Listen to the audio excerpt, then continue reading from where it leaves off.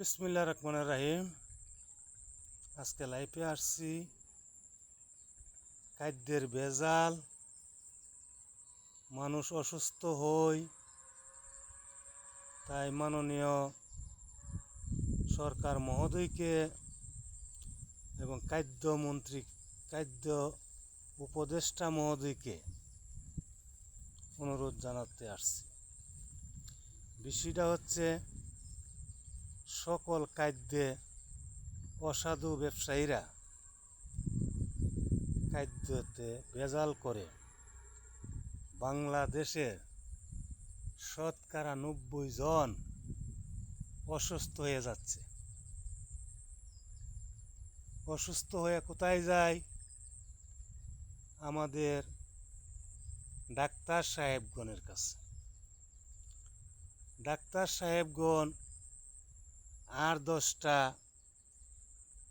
পরীক্ষা নিরীক্ষা দিয়া রোগীদেরকে আরো অসুস্থ করে ফেলে।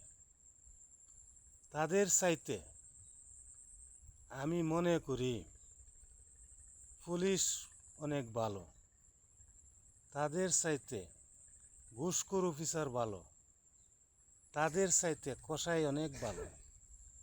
তার কারণ হচ্ছে, তারা সুস্থ মানুষ থেকে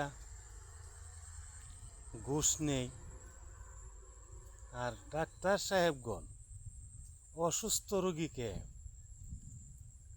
পরীক্ষা নিরীক্ষা দিয়া তার টাকার চাপ সৃষ্টি করে সাধারণ রোগী হলে আরো বড় রোগী বানায়া তাদেরকে ফেলে। আমার এই বক্তব্যের সাথে যারা একমত আছেন, আমার এই লাইভটুকু সাবস্ক্রাইব করবেন এবং লাইক শেয়ার করবেন। আপনারা একমত থাকেন, তাহলে আমরা ডাক্তারদেরকে অনুরোধ করব প্রাথমিক চিকিৎসা পরীক্ষা নিরীক্ষা ছাড়া দেওয়ার জন্য। এবং তাদেরও কোনো উপায়ন্তর থাকে না, তারাও লোভে পড়ে যায়। ক্লিনিকের মালিকগণ তাদেরকে শর্ত দিয়া ক্লিনিকে বসায়, সেই জন্য তারা এগুলি করে। তা আপনারা এত লেখাপড়া শিখে, এত শিক্ষিত হয়ে, এইটুকু জ্ঞান নিয়ে আপনারা নিজেরা পার্সোনাল চেম্বার করেন, আপনার নিজের আয়ত্তে চলতে পারবেন। সিন্ডিকেটের মাধ্যমে যে এই দেশের মানুষকে হয়রানি করছেন। আরেকটা দুঃখের বিষয় হলো, আজকাল থেকে 10 বছর আগে শতকরা 1-2টা সিজার লাগতো, কিন্তু এখন শতকরা 95টি সিজার লাগে। আমরা গ্রাম এলাকাতে থাকি, গ্রামের লোকজন আমাদের কাছে শেয়ার করেন এবং কষ্ট ভোগ করেন।